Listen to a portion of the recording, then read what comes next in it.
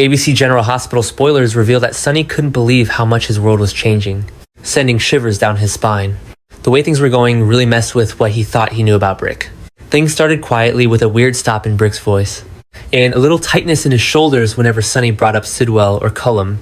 Those two names were just hanging around Port Charles, making everyone feel more and more nervous. Sonny had put a lot of faith in Brick over the years.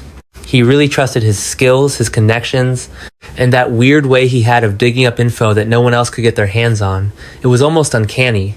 But the deeper Sonny got into what was going on with Sidwell and Cullum, the more he felt Brick slipping away. Not his body, but his spirit, like someone desperately trying to keep a door shut that's already started to give. When Sonny finally got him alone, he really let him have it in that calm, intense way he gets when he feels truly let down. That's when everything came out. Brick tried to brush it off to change the subject, but Sonny saw right through it. When Brick finally spoke, it seriously felt like a knife slipping right under Sonny's ribs. Brick confessed that he worked for Cullum at one point. He wasn't just some guy Cullum knew or someone forced into it. He was a genuinely loyal operative, completely stitched into Cullum's crime setup. That news really hit Sonny hard like an explosion. No one saw it coming. This whole thing felt like a complete betrayal of everything they had worked so hard to build. Brick wasn't just smart. He knew Sidwell's network and Cullum's operations inside and out because he'd been there. Done that. A real person's actual experience. Brick was walking those halls full of power and violent acts way before Sonny ever put any trust in him. He got Sidwell felt a real sense of brotherhood with him almost since he had been right there, doing the same kind of work with guys just like that. He got Cullum. He'd actually been under him once. Every bit of info Brick gave Sonny over the years now seemed really shaky. How real was it? So much of what happened was because of loyalty, a kind Sonny never even realized was there. The quiet between them was really heavy. It was much worse than any fight they could have had. Sonny felt anger rise in him, not the explosive kind, but a cold, focused rage, sharpened by betrayal. Brick tried to get them to understand that he'd cut ties with Cullum ages ago. He stuck with Sonny because he respected him, he believed in him, and it was a loyalty that had absolutely nothing to do with the life he left behind. But Sonny was somewhere words just didn't matter anymore. All Sonny could focus on was this guy staring back at him. This was a man he'd trusted with everything, his work, his hidden stuff, even his life. And now this same guy was admitting he used to be part of the very bad stuff Sonny made it his mission to get rid of. He slowly started to understand. Brick's pause about Sidwell, well, it all clicked into place after that. He was just so careful with what he said. He just wouldn't give a straight answer. Every little thing, even stuff that seemed totally fine before now, felt really dangerous. Brick wasn't acting like a detective. He was acting like someone whose past was finally catching up to them. And that really scared Sonny way more than he wanted to let on. If Brick kept this a secret for so long, what else was he keeping quiet about? Did Sonny ever really break free from Cullum, or had he, without even realizing it, let a piece of that old world sneak into what he'd built for himself? The thought made Sonny feel like the ground beneath him was crumbling. He'd spent years battling guys like Sidwell and Cullum, always knowing precisely who was on his side and who wasn't. But he couldn't tell the difference anymore. Loyalty and betrayal were all mixed up to Sonny. Brick felt things slipping away and really fought to get back on top. He kept saying his past didn't matter now that he picked Sonny's side a long time ago.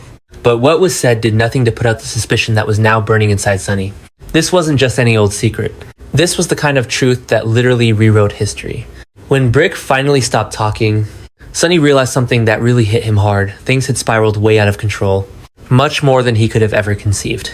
Sidwell and Cullum weren't just outside threats anymore. They were connected right to someone Sonny had actually let get close to him. Sonny found himself in a tough spot fighting battles on two sides, one against clear enemies, and another against the betrayal from the guy, right there. That kind of darkness just hits you out of nowhere, you know? It wasn't about shots fired or big threats. It was more like someone you trusted completely, someone you never thought would lie. Just confessing something that changes everything. For Sonny, that kind of darkness was way more dangerous than anything Sidwell or Cullum could let loose. People started really suspecting Brick last year, right after he called the WSB to fix the mess he'd made himself. He just offed the fake nurse, the assassin who tried to take out Sonny in his hospital bed. But instead of hitting up Sonny's people, Brick called a government agency he really shouldn't have been in contact with. That one thing that happened, yeah, it was just the beginning, a weird feeling that something was really off. The fans really felt it. Sonny felt it. A guy mixed up in organized crime isn't going to call the WSB for help unless he's got some history with them. It's like old loyalties are still there deep down. Or maybe he still has ties that even a long time and all that secrecy haven't really broken. The alarm bells grew louder when Brick's next call went straight to Brennan. And then everyone in Port Charles just freaked out. Why would a fancy Wall Street guy even get mixed up in some mob trouble? Why would Brick put himself or Sonny in the Fed's crosshairs unless he never really quit the WSB? The idea hit Sonny hard. He couldn't just shake it off. He trusted Brick for years with all the sensitive stuff, operations, intel, security. But now it seemed like Brick might have been playing a double game, hovering in the shadows between criminals and the government agency meant to take them down. Sonny started noticing the cracks. Brick stays super cool even when most other friends would totally freak out. He could get into stuff he wasn't supposed to see. He had a knack for sniffing out trouble. He'd always stumble a bit, when talk turned to the WSB. And just like that, every little thing became a real problem. Every memory became proof. Each question left hanging just felt like a red flag. Sonny began to feel a chill, a fear he'd always pushed away. He worried Brick would betray him, not for the usual reasons like money or wanting more power, but because Brick was still loyal to the agency Sonny thought he'd left behind. Just thinking about it felt like everything was falling apart. If Brick decided to go back to the WSB, picking the Feds over Sonny, he could totally wreck Sonny's life with all the secrets he knew. He knew about the safe houses, those shell companies, the shipping routes are currently being reassessed, the secret deals, the vulnerabilities Sonny kept to himself. Sonny's fear sharpened into something darker. He started thinking about something he never imagined he'd consider getting rid of Brick before Brick got rid of him. Sonny's ideas started small, but as the hours ticked by, it got bigger, harder to ignore, and totally essential. If Brick really was WSB, and if he was getting ready to turn Sonny over to the Feds, then just sitting around and waiting would be a death wish. Sonny sees things in black and white, no in between, staying true or turning your back. It's either going to keep us safe or tear us apart. Life or death. Brick, who used to be his most reliable guy, was starting to stray too far into dangerous territory. Sonny knew he had to do something, but the emotional weight of it was really crushing him. Getting rid of Brick wouldn't just be a smart move, it would hit Sonny personally, messing with his head in a way he hadn't experienced since his fight with the 5 families. This wasn't just about changing how he did things. This new madness was starting to fill up Sonny's whole world. This was a big scary change that might just turn everything upside down. If Sonny made up his mind about Brick, that was it. He wouldn't even think twice. That's what scared him the most. It hit him, then he might have to take out a person he once trusted with everything. But then it clicked for Sonny. Brick wasn't just a threat anymore. He was the start of a mess Sonny couldn't handle anymore. Things in Port Charles were getting really tense, almost like a storm was coming. Sonny felt it everywhere, and his whole empire felt like a web about to break. Something was on its way, something really bad, violent, and super dangerous. Way worse than anything he'd gone up against before. Jason felt it too. That same old cold dread that meant things were about to get messy. It was less of a thought and more of a gut feeling. Sonny and Jason, they were really good at handling chaos. They'd been through so much. But now things were falling apart within their own group, and that was a different kind of fight entirely. And Brick was pretty much ground zero for all that mess, whether he meant for it to be or not. That's where it all started. Sonny used to trust this guy completely. But now he was the wildest card in a war that was already getting totally out of hand. Sonny was really struggling. Finding out about Brick's old ties to the WSB and then getting the news about Cullum just broke something inside him. It fueled a mix of anger and fear, but also a weirdly clear strategic focus. As things got more heated, Sonny had a surprising thought. Instead of just getting rid of Brick, even though he was a danger, Sonny started to think about how he could turn Brick into a tool, making Brick's messy past his most powerful weapon. Jason saw it right away, that spark. Sonny wasn't just reacting to things, he was actually rethinking his whole approach. Sidwell and Cullum just kept getting a tighter grip on Port Charles. And it was the kind of hold that no amount of brute force could ever really loosen. They were working in the shadows using spy networks, undercover agents, and quiet power moves.